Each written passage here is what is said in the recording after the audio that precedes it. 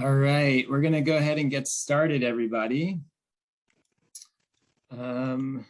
Stop sharing my screen for a moment.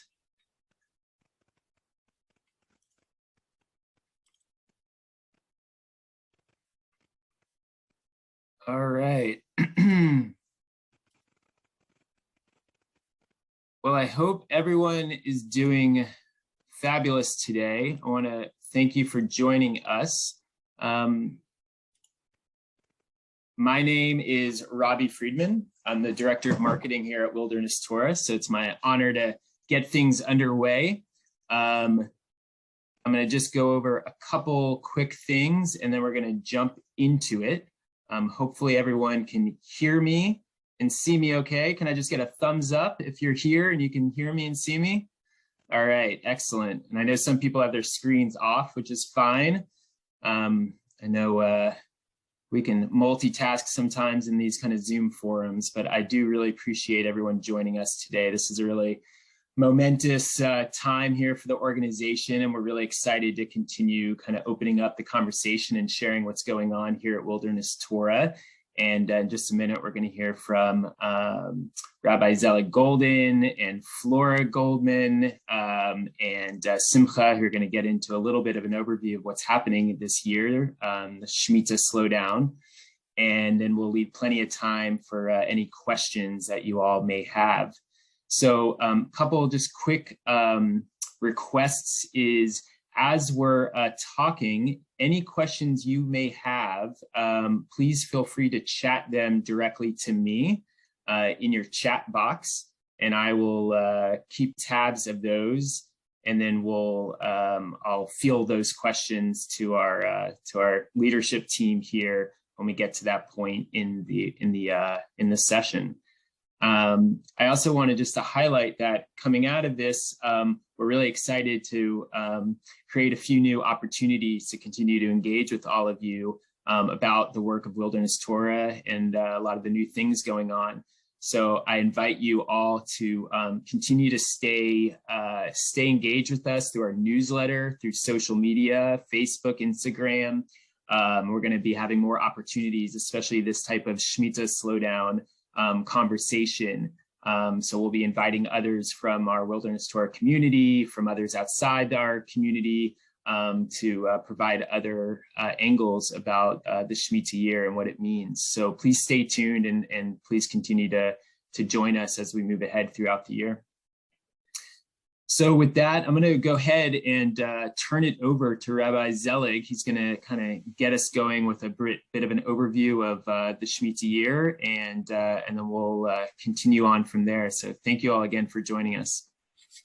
All right. Thank you, Robbie, and shalom to everyone. Welcome, and thank you for being here and expressing interest in this moment.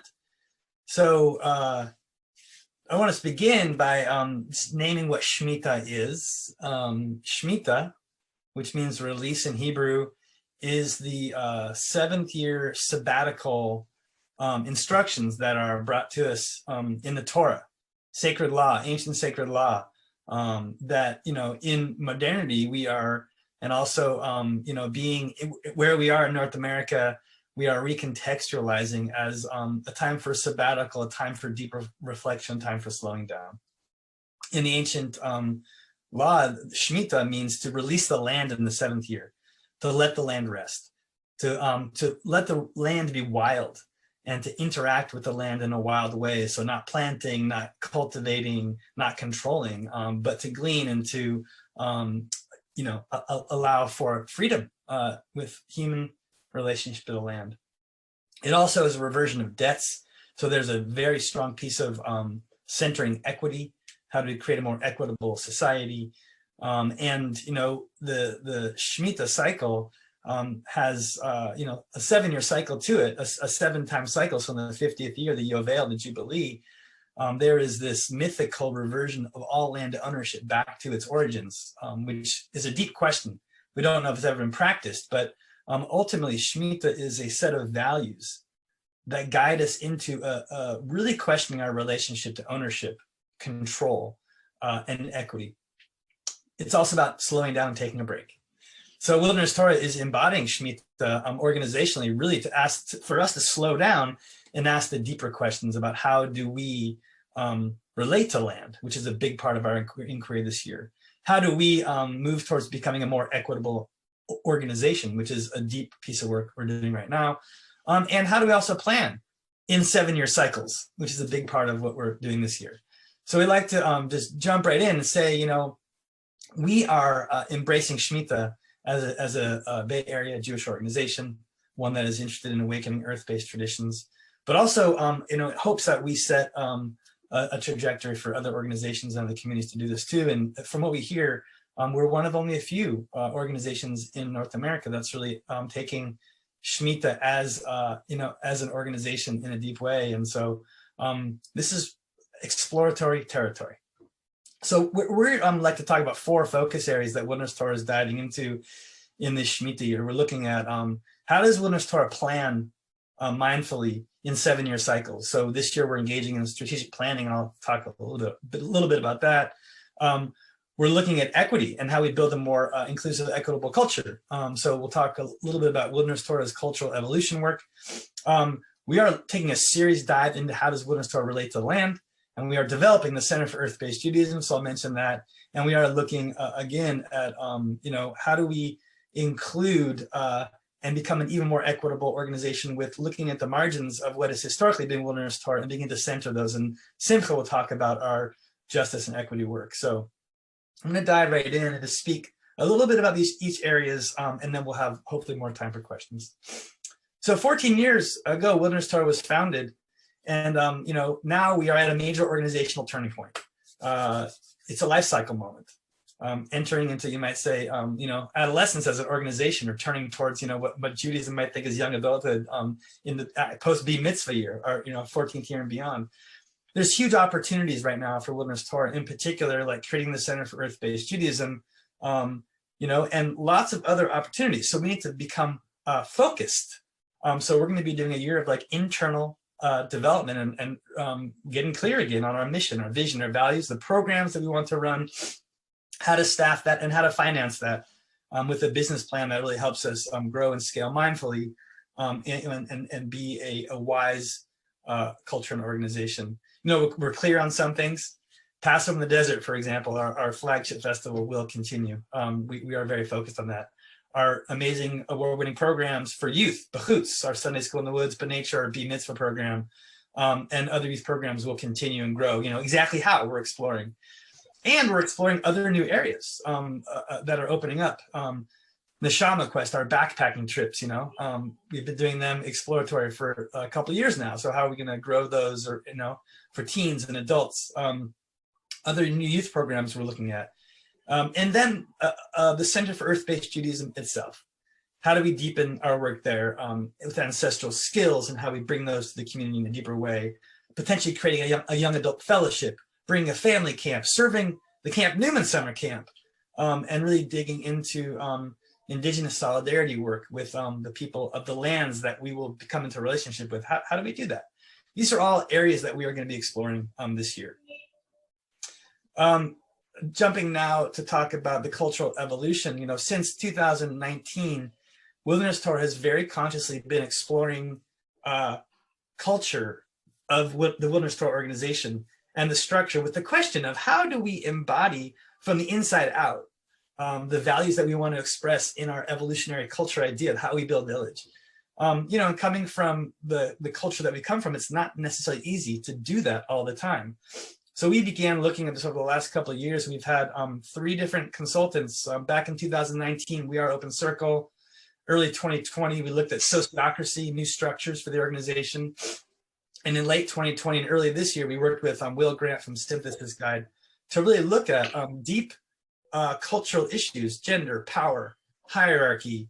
And we have like learned a lot about how we have operated unconsciously and how to do so more consciously through deeper, more regular, more conscious feedback process, clear decision-making processes, distributing power more evenly, and building affinity groups inside the organization, the staff and beyond, to support those needs that emerge that sometimes aren't as well seen, and being anchored by elders.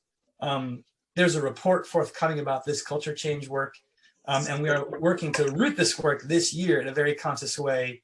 So just stay tuned on how Wilderness Torah deepens as a more equitable and as a culture in organizational culture in evolution. Lastly, I'm just going to talk about the Center for Earth-Based Judaism very briefly, and tell you like what we are thinking of right now and what's happening. So we have established a very exciting partnership with Camp Newman in the hills of Santa Rosa, East Sonoma County. And Camp Newman has a 500-acre summer camp with a 50-acre retreat center and summer camp campus, and 450 acres that they are inviting us to help tend and co-steward and deepen the work of Earth-Based Judaism on that land. And so this year will be a year of exploring how to do that in partnership with Camp Newman and what kind of space to create. So we are going to be diving into a design charrette process that we are inviting stakeholders and community members into. And I'll share a little bit about some of the vision that we're currently holding and where this might go. First of all, there's sort of three areas that Wilderness Torah is aiming to work in partnership with Camp Newman. One is running our own continual programs at Camp Newman, youth immersion camping trips, ancestral skill workshops, potentially a new fellowship, doing our annual rain dance and other things like that. Two, we aim to serve the Camp Newman Summer Camp as a new provider of wilderness and nature-based education for the Camp Newman Summer Camp kids during the summer, with a vision that we might one day scale that beyond Camp Newman and into summer camps across North America. And finally, Camp Newman is becoming a world-class Jewish retreat center on the West Coast. And we're asking the question, how can we integrate and support communities that come to Camp Newman as a provider of Earth-Based Jewish experiences? So we invite you to join us this year in the design charrette process as we explore how to create a veritable oasis at Camp Newman, a perennial food forest, an ancestral skills garden to learn all sorts of things like making a tallis, from the coat to the sheep all the way to the loom, making shofars, making candles from beeswax from our own bees. Like imagine creating everything that you use in Jewish life with your own hands. Immersive programming, culture programming, tending the wild, and deepening, what it means to be a human being and a Jewish community in the age of climate change. So, there's a lot of potential there, and we are excited to refine that vision over this year and get ready to begin developing that space after the Shemitah year concludes. So now I'm going to pass to Simcha, who's going to talk a little bit about our Jedi work, our justice, equity, diversity, and inclusivity work. Thank you, Zelig, Robbie, and everyone for attending and out there in the Facebook Live world. Our Jedi work, justice, equity, diversity, and inclusion. The Bay Area, with the help of the Jews of Color Field Building Initiative grant award that was awarded to Wilderness Torah last year, including world events, has encouraged us to take a deep look inside and take a stand for justice, equity, diversity, and inclusion. We are anchored by hiring consultants Wilson and Feinberg, who actually gave the Kol Nidre Drosh at Wilderness Torah's High Holidays this year. It's online, check it out. This deep dive, we've realized that Jedi needs to be a part of everything we do, such as program design, marketing, a leadership pipeline, and how we look at our mission, how we look at our programs. We are recreating a Jedi group internally, as well as looking at our demographics and how we do surveys, how we do registration. And this is also going to be incorporated into what Zelig was talking about, the Center for Earth-Based Judaism design and our strategic planning. In addition, development. I'm the director of development for Wilderness Torah. And just to let you know, Wilderness Torah our funding stands on three legs: participant fees, thank you; individual donations, thank you; and foundation grants and giving. Thank you to all the foundations. Part of our reason one of them is the Shmita Slowdown, but the community festivals, while participant fees cover a substantial portion, they don't cover all the costs of community festivals. And this new stage that we're going to enter with a proper strategic plan and vision, we hope for an influx of new donors and an increased giving of the current donors that we have. The funding will go towards programming and staffing. All the building expenses of the Center for Earth-Based Judaism, actually like brick and mortar, will be paid by Camp Newman. That's saying this is the biggest opportunity Wilderness Torah has ever had to meet thousands more participants and touch thousands of more lives. So thanks for all the way you give and continue to be in touch. I will pass it now along to Flora to talk about programming. Thank you, Simcha. Thank you, everyone. Good to be here. I am the Director of Finance and Operations for Wilderness Torah, and I want to speak to you a little bit about the program impact for 2022. Zelig has mentioned a lot of the programs, but I want to hone in a little bit on some specifics. And also just to capture, we're in a new Hebrew year, the Shemitah year, and the Hebrew year it overlays 2 Gregorian years. So it overlays 2021 and 2022, and we go into a new Hebrew year in the 2022 Gregorian year. So I'm going to mention the programs that we're planning on having in 2022. And as I was looking at the list just now, I was like, wow, it's a lot. But a lot of those programs will be happening at the end of 2022, which is after the Shemitah year. But we'll be doing a lot of the planning for that during 2022. So as Zelig mentioned, we're continuing to do our youth programs, Behoots in the East Bay, Marin in San Francisco, and Benature and Shomrim. We are going to be holding day-long visioning events for the Center for Earth-Based Judaism that everyone will be able to join. We are also going to continue on and have our Earth-Based Judaism course with Rabbi Zelig and some special guests this year.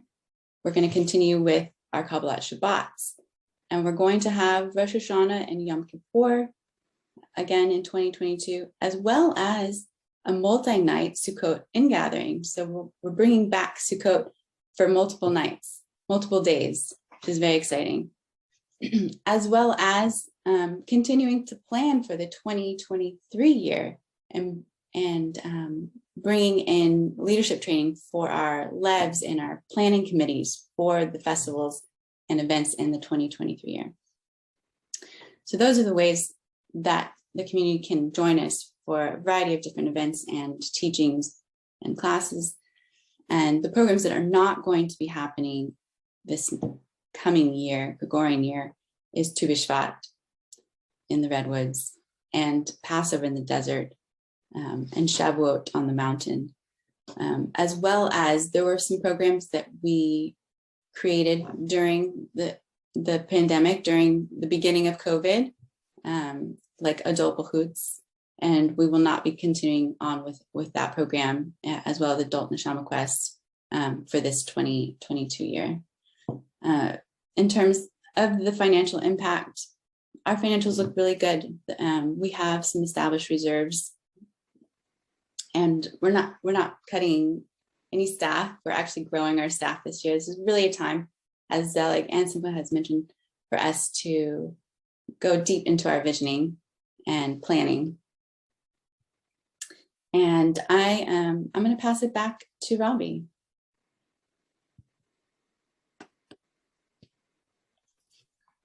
Great, thank you, Flora. So that's an overview, kind of what's going on. So now we're gonna, kind of step back, and I want to make sure we've got, space and time here for any questions that have come up. If nobody has questions, we're happy to kind of go into a little bit more detail about, the 4 focus areas that we highlighted, or in terms of program impact that Flora was getting into. But let's just take a moment here, and if you have any questions, feel free to drop them in the chat box or raise your hand virtually or physically, and we can just field some questions.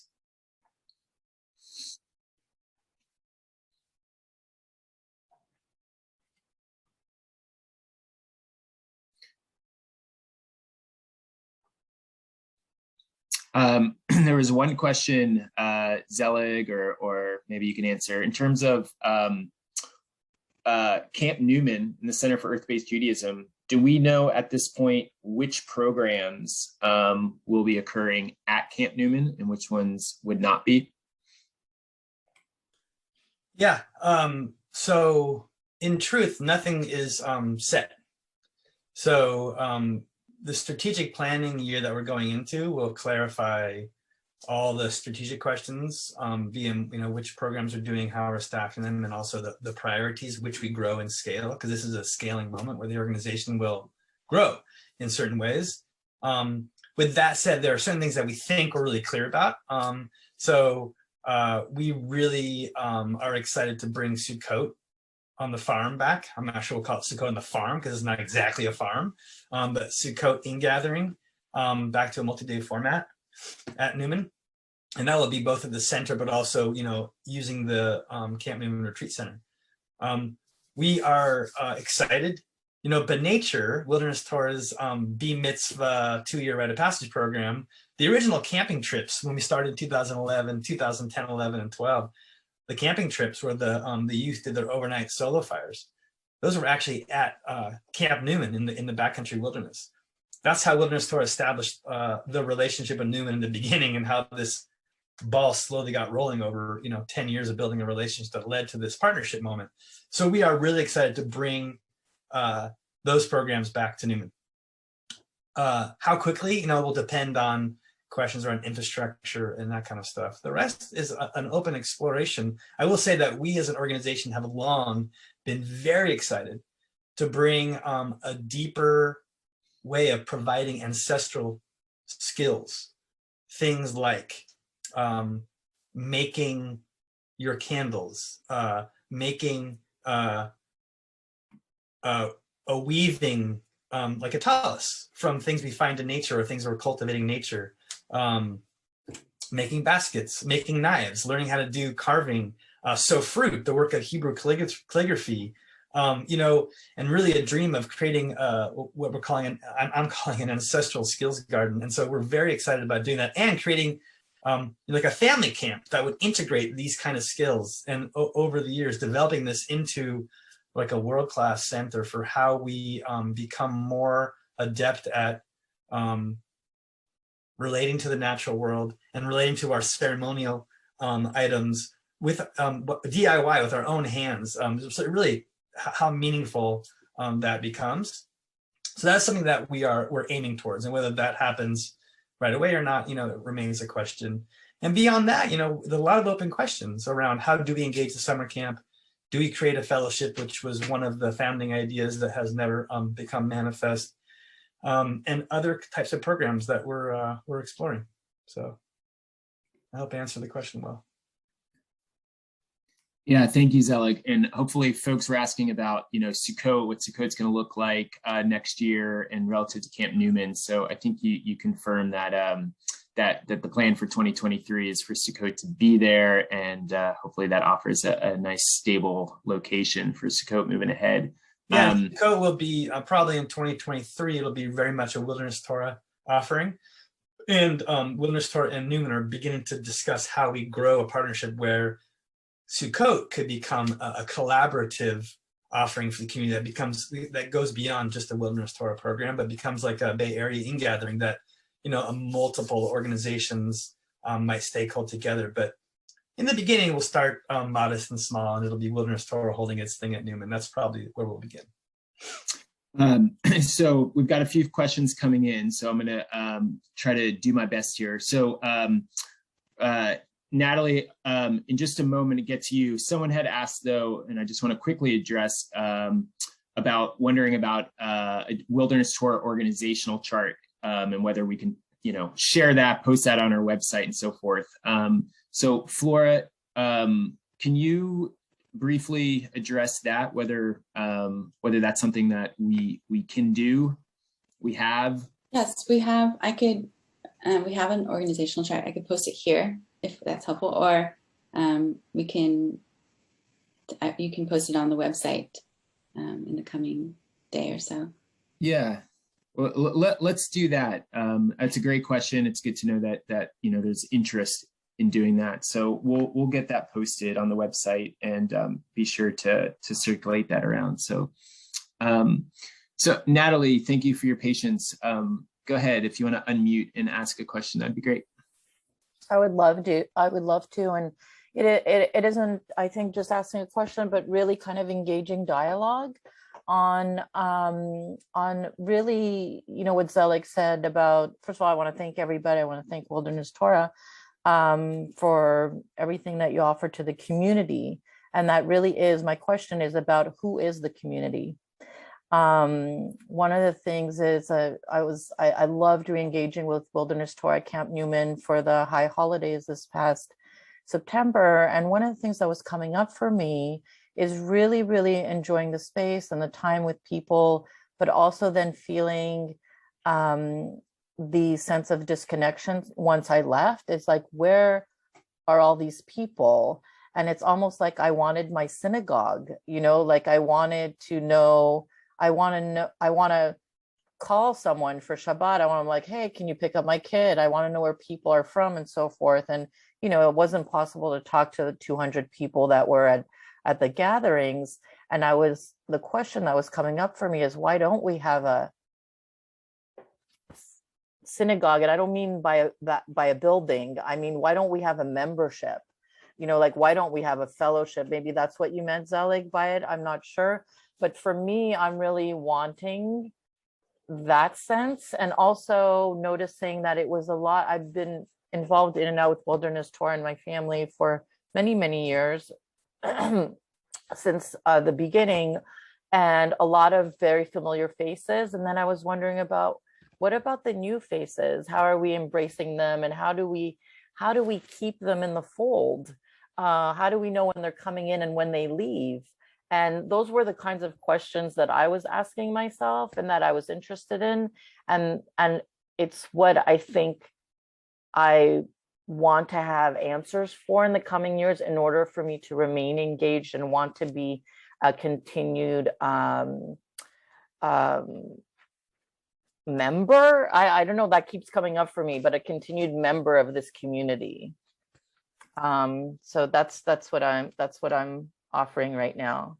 And I would love to engage in that beyond today's conversation about what that would look like, so that we know each other beyond the borders of the programming. So it doesn't feel like it's like programming, but it feels like this is our community that we're coming together on an ongoing basis. And that's all. Thank you very much.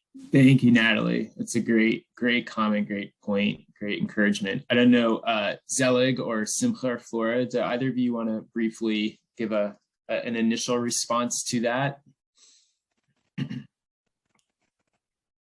I'm happy to. Natalie, thank you so much for this question. And I join you in the inquiry.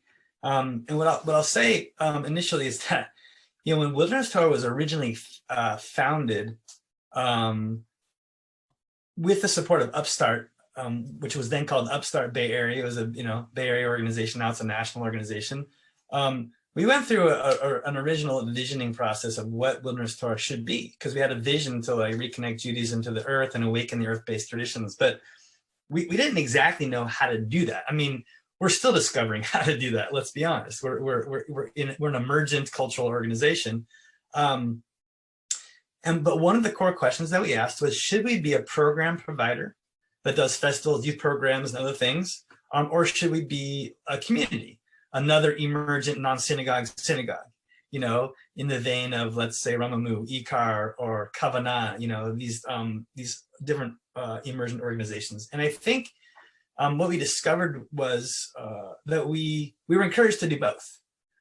That in doing Jewish community programming, Judaism is a community, and it's always going to be community building work.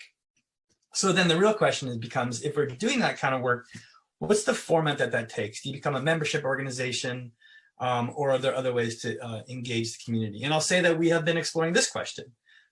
We have asked the question, should we become a membership organization at times? And we have continually leaned towards that and said, Jewish community life is changing very rapidly. And it seems like even in traditional synagogue models, people are leaning away from the membership model.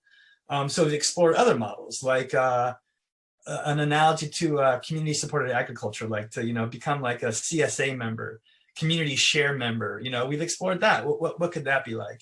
And to be honest, one of the challenges that we as an organization have, and we will always have this, is limited resources, and always wanting to know how to center what Wilderness Torah does best. What is our unique contribution to the community? Because we assume and we experience that people aren't just Wilderness Torah members, but they're part of the broader community.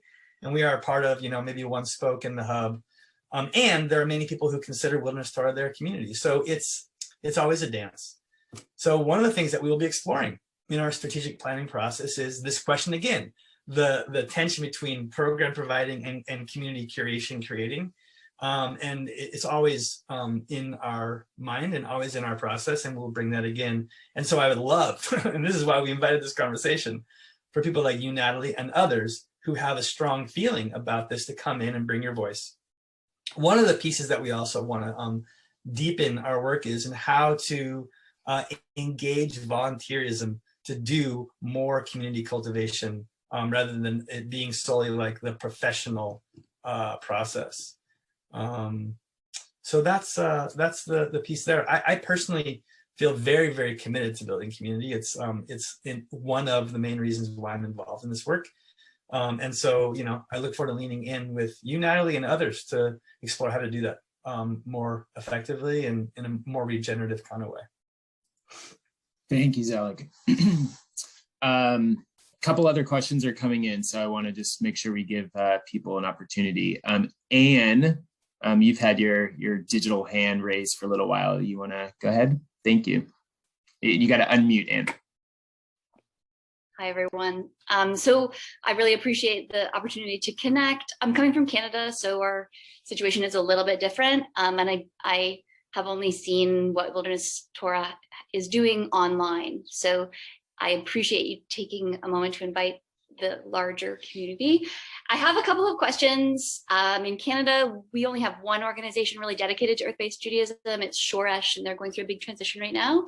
And so as kind of a beacon in Earth-Based Judaism in North America, I had two questions. One is more around best practices. So I live in Ottawa, which is the capital of Canada. It's a smaller community though.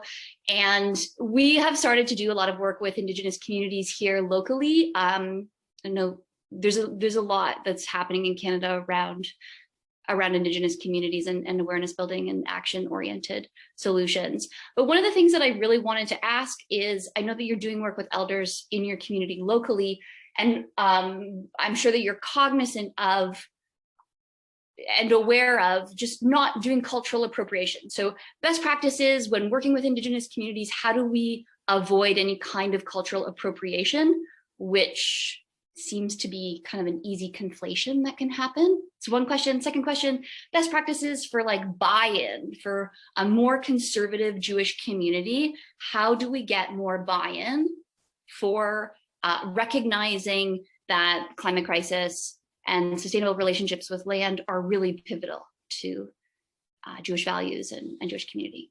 Thank you. Thanks, Anne. These are really simple questions. Thanks for bringing them up. Really clear answers for you. And I'm happy. Flora, Simcha, if you want to jump in. Otherwise, I'll take my first crack at it. Yeah. So the cultural appropriation question is a very powerful one, and it's a very important one. And I think from my point of view, number one, it's a question of authenticity. And if we are going to explore what it means to be a community that's doing earth-based work, earth connection work, which then gets into the field of indigeneity, we have to be building authentic relationships with our First Nations people where we are. especially when we're starting to do work that's rooting down in the land. So Wilderness Torah, for the first time in our the version of this organization, we're going to actually be putting roots down onto land, and the land that we're putting roots down is the historic land of the Onatsatis people, who still reside in this region and who are organized. They're part of this regional cultural conservancy. They're working on building, new homes for the reemergence and the regeneration of their own cultures. So they're here in this region, and so we are slowly building relationships with them. And that's the slow process. That's, secondly, I would say that we have to just be authentic to what is true to, our traditions. So, for example, Wilderness Torah is really interested in and brings forward the sacred fire. Now, one could say, well, in modern Judaism, the sacred fire doesn't really exist. So that looks like a practice from, indigenous cultures, and isn't that cultural appropriation? And we could debate that at length, and there's probably not a perfect answer. But in truth, the sacred fire is as deep and as old and as central in Jewish tradition than really any practice. And for a whole variety of reasons, we're bringing that back and recentering that as an awakening. How we do that, how we language that, the nuances of that, it's very important to be aware of keeping that in rooted in our own tradition. As far as the second question, how do we get buy-in? I mean, boy, I'm personally not that interested in getting buy-in, but what I'm interested in is opening up opportunity for people to see the potential and the importance. Why is it so important? I mean, we're in an age where the human relationship to ecology is at a potentially catastrophic turning point. People in Glasgow, our world leaders are in Scotland right now trying to work out climate change deals because we're at the precipice of catastrophe. So there's never been a more important time for humanity to do this. And for those of us who are rooted in Judaism, we have an ancient tradition that tells us, that gives us wisdom and guidelines for how to do that.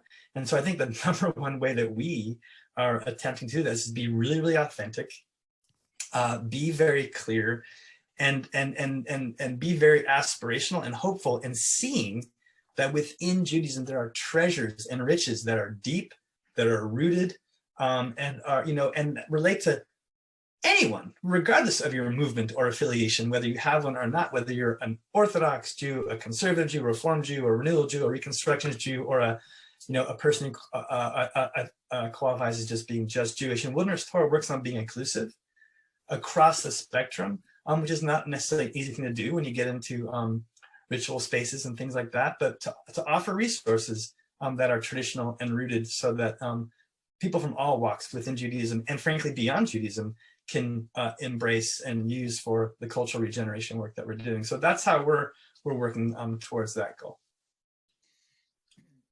It sounds like we could definitely have a whole session just on that, that important topic. So thank you for those awesome questions, Anne. And those could each be a seminar, each to their own.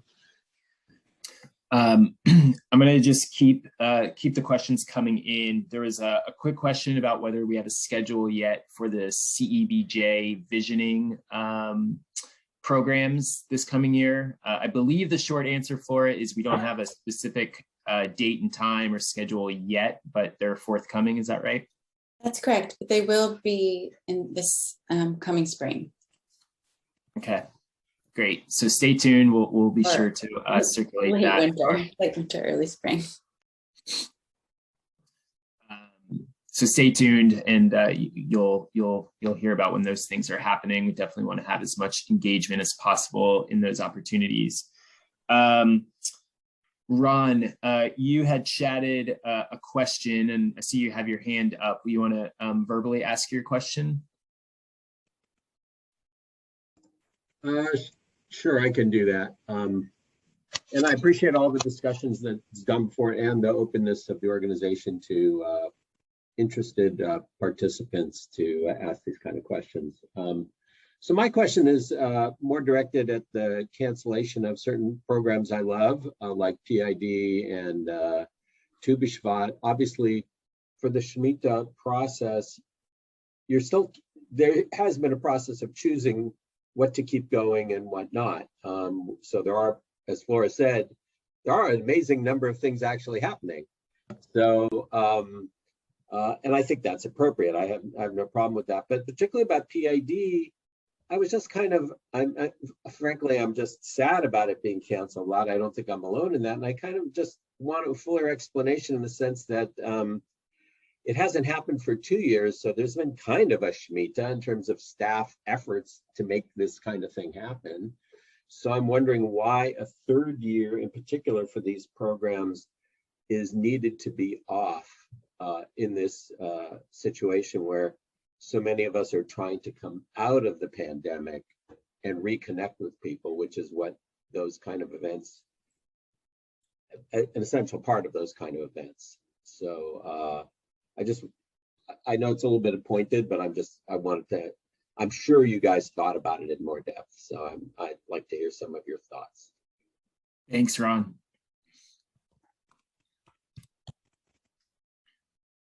Flora, Zelig, Simcha. I'm happy to just give a quick answer. And like, Ron, we're sad too. And I think there's probably three converging factors. One, we actually are down one community program staff person. And so we're in a rebuilding moment regarding community program staff. And that's a real thing. Two, the community programs staff energy we do have is going towards the community design charrette process. So we're inviting the community to really lean into helping us co-create this new space. And that's taking a lot of our energy. Three, COVID is still happening. And although we did high holidays, it was like 1-2 nights in spaces where, we have good sanitation, toilets and all that. And we remain really concerned about being able to provide a really safe space for 5 days in the wilderness with very low sanitation. And doing it for shorter didn't feel authentic. And so we have that concern. And fourth, and I think perhaps most importantly, we realized that as a Shemitah practice and in doing our culture change work and our equity work, that we were planning Passover in a 6-month time window. And in order to do Passover this year, we would have had to obey that same cycle, and that it was no longer tenable to do true, deep, equitable community building in the Wilderness Torah is growing and evolving into. And so we're now taking the Shemitah year to like reset the clock and plan Passover in the desert over an entire year. So we're going to start planning Passover in the desert, which will happen in spring of 2023. We're going to start in April of 2022. We'll have an entire year to do that. And that will give us the opportunity to bring in broader, deeper set of stakeholders, work even more diligently to center the queer community, to center Jews of color, and to really become an even more regenerative community process and not burn our staff out, which is what Shemitah is all about. So this is a moment where we're going to reset and really evolve the culture according to culture change principles that we're rooting down this year. And Flora's got more to say about that, so jump in, Flora. Yeah, I just realized there's probably one point you mentioned in the chat, Ron, I wanted to address with like the youth programs in particular. They follow a different calendar. They really go over the school calendar, which is 2 different separate years, and that really they're already happening, and so they'll be wrapping up for the 2020 year and then starting again once Shemitah year is over.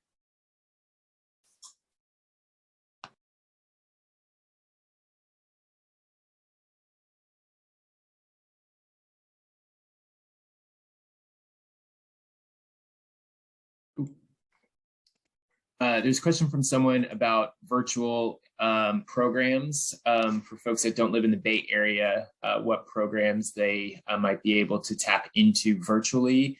And then second part of that is whether there's going to be opportunities for folks to live at the Center for Earth-Based Judaism.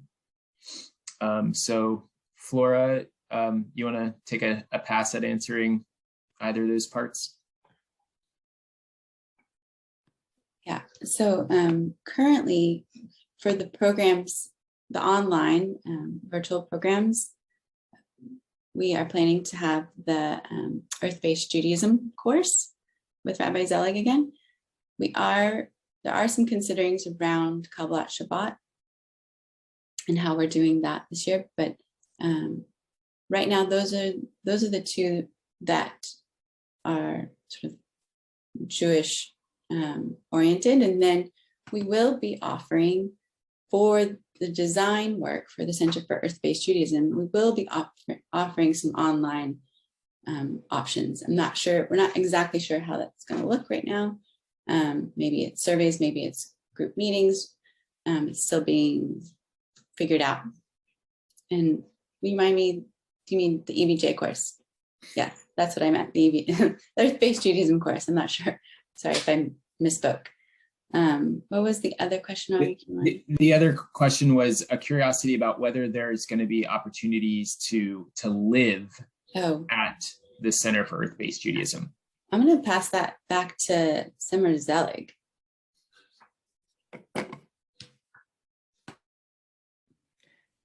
Look, I mean, personally, I'd love to live there and live an Earth-Based Jewish daily life with you all.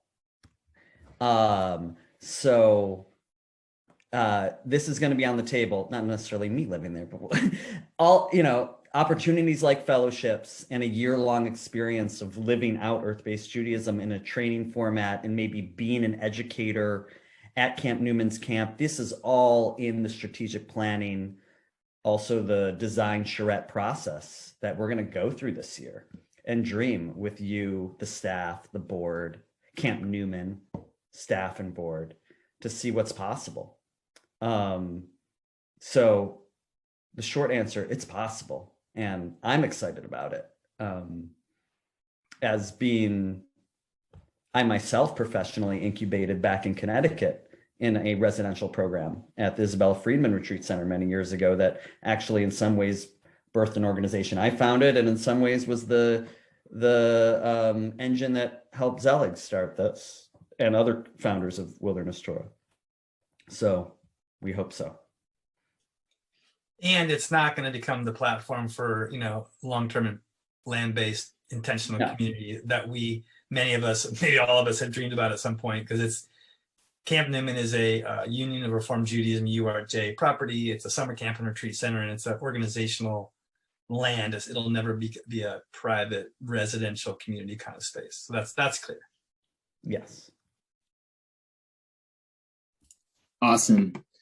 So I think we have time for maybe one more question, and then we're going to start to wrap things up. So one, just thank you all for all of your thoughtful questions and comments and engagement here. It's really, really amazing. And Natalie, I see your hand up. I just want to make sure, is there anyone else who hasn't had an opportunity to voice a question or comment that would like to? Otherwise, I'm happy to let Natalie have the last question here. Going once, going twice. Okay. All right, Natalie, and just a request to be as brief as possible, just given our limited amount of time left here. Go ahead. You got it. Thanks, Robbie. Zelig mentioned resources at some point, and I don't know if he meant financial resources or not. So here's my question.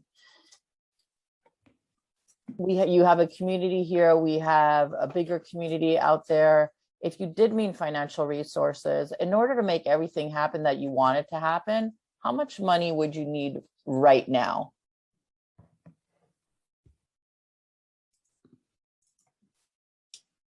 I mean, I'll just say we don't exactly know. I mean, Wilderness Torah's budget is currently $1.2 million. We're going to grow. We know that. And the strategic business planning process, we're about to hire a Bay Area firm called Third Plateau to take us through strategic and business planning. And we hope to have a 5 to 7 year plan that will show us like what the dream is, that we will co-create, we'll coalesce, we'll clarify, and then what are the steps to do that and to scale. And so we're going to create that plan. And once we have that plan, we're going to come back to all of y'all and share it. So stay tuned, but it's going to be more than $1.2 million. Great, thank you. Okay, so thank you all so much for joining us today. We're gonna post this conversation afterwards on our Facebook page. So if you or others are interested in coming back and taking a look, please do so. If you haven't yet, we also have a Shmita Slowdown page at our website. So please check that out. We'll be continuing to add resources and new opportunities for engagement there.